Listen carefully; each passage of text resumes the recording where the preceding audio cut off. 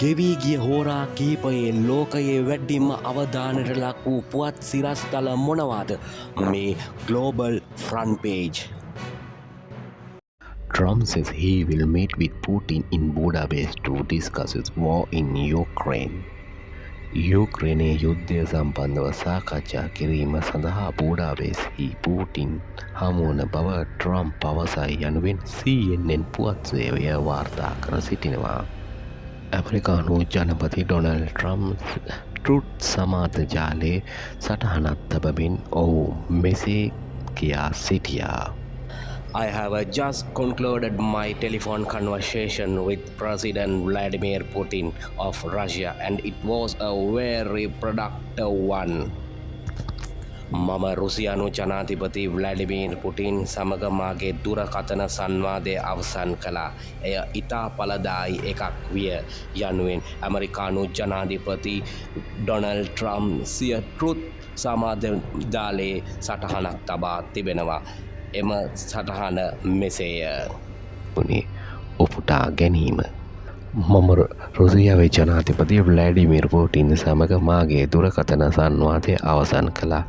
එය ඉතා ඵලදායි එකක්. මැදපෙරදිග සාමය ශ්‍රේෂ්ඨ ජයග්‍රහණය වෙනුවෙන් ජනපති පුටින් මට සහ එක්සත් ජනපදයට සුබ පැතුවා.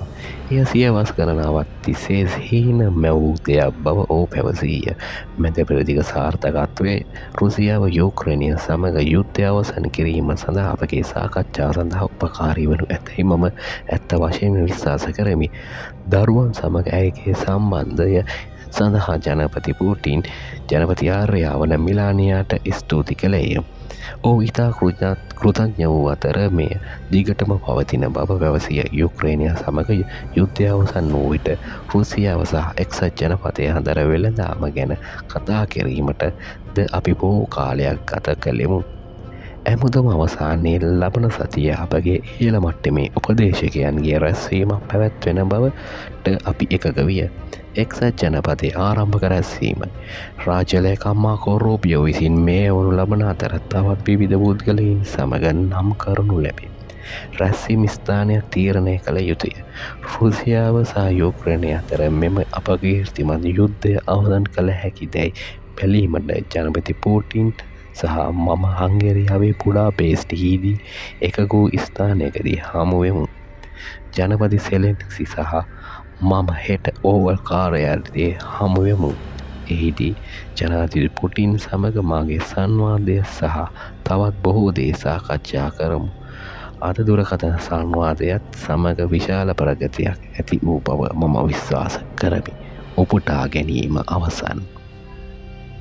Putin Trump called a curveball for Zelensky head of White House meeting.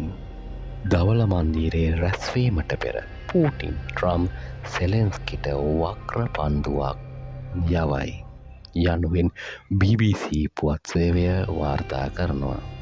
Iran condemned ongoing Israel attack in Lebanese as ceasefire violation. ලෙබනේනයේ සිදුවමින් පවතින ඊශ්‍රායල ප්‍රහාර සටන් විරාමය උල්ලංඝනයක් ලෙස ඉරානය හෙලා දකි යනුවෙන් අල් ජසීරා පුවත් සේවය වාර්තා කරනවා.